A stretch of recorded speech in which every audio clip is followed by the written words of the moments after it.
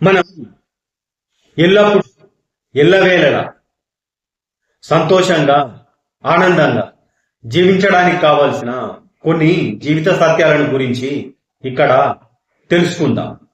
ఇప్పుడు నేను చెప్పే ఈ విషయాలను మీరు మీ జీవితానికి పునాదిగా చేసుకుంటే మీరు మీ జీవితాన్ని ఆనందంగా సంతోషంగా జీవించడానికి అవకాశం ఉంటుంది. ఇప్పుడు ఇక్కడ నేను చెప్పే ఈ విషయాలను మీరు మీ కుటుంబం నుంచి, అంటే మీరు చిన్నప్పటి నుంచే నేర్చుకోగలిగితే మరీ మంచిది. అలా నేర్చుకోకపోతే ఇప్పటికైనా నేర్చుకునే ప్రయత్నం చేయండి. అప్పుడు మీ జీవితం ఆనందంగా ముందుకెళ్తుంది.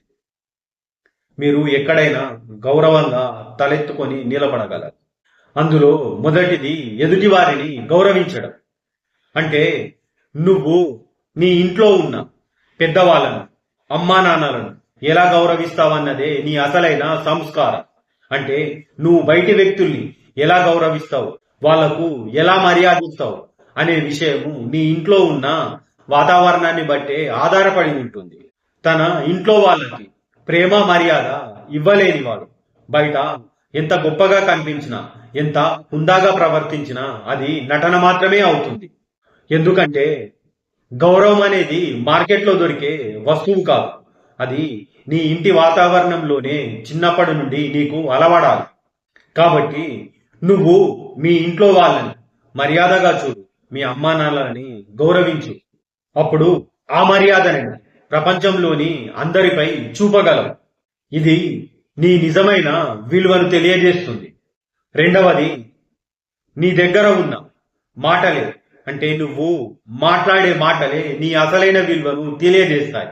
కాబట్టి నువ్వు ఒక్కసారి మాట ఇచ్చావంటే దాన్ని బాండ్ పేపర్ పై సంతకం చేసినట్టుగా నీకు నువ్వుగా భావించు. డబ్బు పోతే తిరిగి సంపాదించుకోవచ్చు, కానీ మాట పోతే తిరిగి రాదు. నువ్విచ్చిన మాట కోసం నిలబడితే ఈ ప్రపంచం నీ కోసం నిలబడుతుంది. ఒక మనిషి యొక్క నిజమైన గుర్తింపు, నిజమైన విలువ అతను ఇచ్చిన మాటని నిలుపుకోవడంలోనే ఉంటుంది. ఇక మూడవది, కష్టపడి పనిచేయి. అందరి వద్ద వినయంగా ఉండు. విజయం అనేది నీ తలకెక్కకూడదు. నీ అసలైన వ్యక్తిత్వంతో పాటు వచ్చే గుర్తింపే నీ విజయం. కాబట్టి నువ్వు ఎంత ఎత్తుకి ఎదిగినా ఒదిగి ఉండడం నేర్చుకో. నువ్వు ఏ స్థాయికి వెళ్ళినా నీ మూలాలు ఎక్కడున్నాయో మర్చిపో. నీవు చేసే కష్టం ప్రపంచానికి కనిపిస్తుంది, కానీ ఆ కష్టం కాదు నిన్ను నిలబెట్టేది, నీ వినయమే నిన్ను నిలబెడుతుంది. ఎందుకంటే వినయం లేకుండా వచ్చిన విజయం ఎప్పటికీ నిలవదు. ఇక నాలుగవది, క్షమాపణ చెప్పడానికి ఎప్పుడు వెనుకాడదు. తప్పు చేయడం అనేది మానవ సహజం, కానీ నేను తప్పు చేశాను అని ఒప్పుకోవడానికి చాలా ధైర్యం కావాలి. ఆ ధైర్యమే నీ నిజమైన బలం. ఎందుకంటే మనం చేసిన తప్పును సరిదిద్దుకోవడానికి నిరాకరించడం తెలివితక్కువతనం. కాబట్టి నువ్వు క్షమించమని అడిగితే నీ గౌరవం ఏం తగ్గదు, నీ విలువ పెరుగుతుంది. సారీ అని చెప్పే చిన్న మాటలో చాలా శక్తి ఉంది. కాబట్టి నువ్వు పొరపాటు చేసినప్పుడు నీ అహంకారాన్ని పక్కన పెట్టి నీ తప్పును ఒప్పుకో. ఇక ఐదవ విషయం, కోపాన్ని అదుపులో ఉంచుకో. ఏదైనా అనుకోనిది జరిగినప్పుడు నువ్వు ఎలా స్పందిస్తావనే దానిపైనే నీ శక్తి ఆధారపడి ఉంటుంది. ఆవేశంతో ప్రతిస్పందించడం ఎలాంటి లాభం లేదు. ఆవేశంలో తీసుకునే ఏ నిర్ణయం కూడా సరైనది కాదు. నువ్వు నీ కోపాన్ని అదుపు చేయగలిగితే నువ్వు నీ జీవితాన్ని కూడా అదుపు చేయగలవు. నీ కోపం అనేది నీకు గుడితనాన్ని ఇస్తుంది. కాబట్టి నువ్వు ఆవేశంతో కాకుండా ప్రశాంతంగా ఆలోచించి ఎదుటి వాళ్ళకి జవాబివ్వు. నిన్ను నీవు నియంత్రించుకోవడంలోనే నీ నిజమైన బలం ఉంది. ఇక ఆరవది, నీ జీవితంలో నువ్వు ముఖ్యమైనవై ఏవి అనుకుంటావో వాటిని రక్షించే ప్రయత్నం చేయి. వాటిని రక్షించు.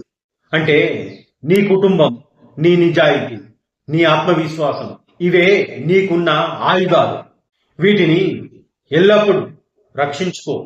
నీ సంపద తగ్గిపోవచ్చు, నీ కీర్తి ఒకరోజు పాడైపోవచ్చు, కానీ నీ నిజాయితీ, నీ ఆత్మవిశ్వాసం అనేవి ఎప్పటికీ నిన్ను కాపాడుతూ ఉంటాయి.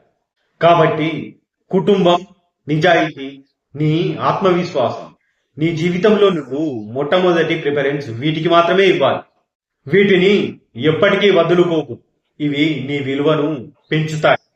ఏడవది, ఆర్థికంగా స్థిరంగా ఉండు.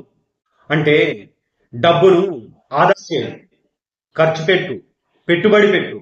కానీ అనవసరమైన విలాసాల కోసం మాత్రం ఖర్చు చేయవు. ఎందుకంటే నువ్వు సంపాదించిన ప్రతి రూపాయి నిన్ను కాపాడగలగాలి.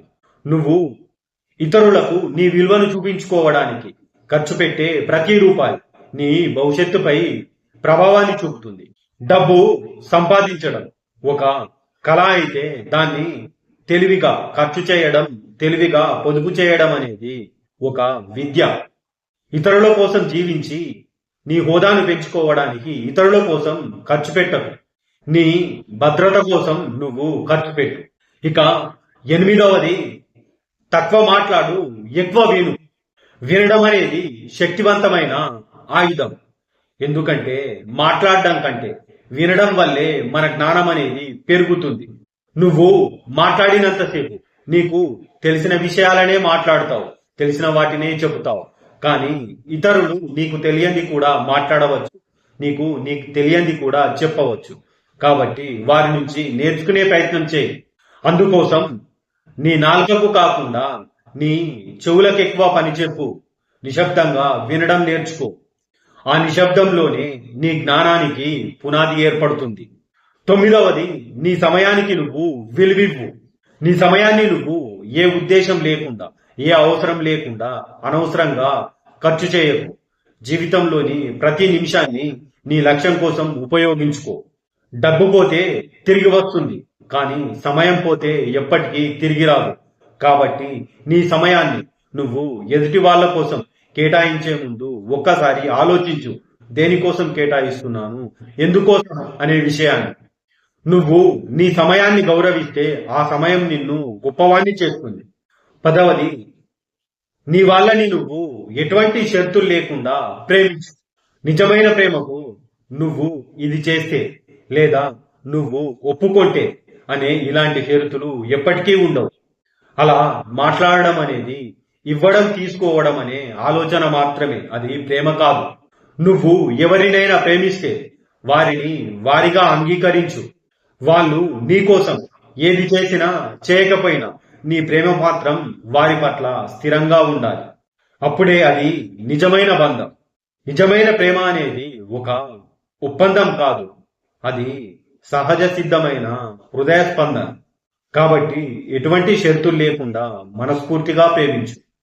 గుర్తుంచుకో, నేనిప్పుడు చెప్పిన ఈ విషయాలను నువ్వు నీ జీవితంలోని ప్రతి అడుగులో గుర్తుంచుకొని నమ్మకంగా అడుగు ముందుకేయగలిగితే నీ తల ఎప్పుడు గర్వంగా పైకే చూస్తుంది. అప్పుడు నీ భవిష్యత్తు ఇంకా గొప్పగా ఉంటుంది.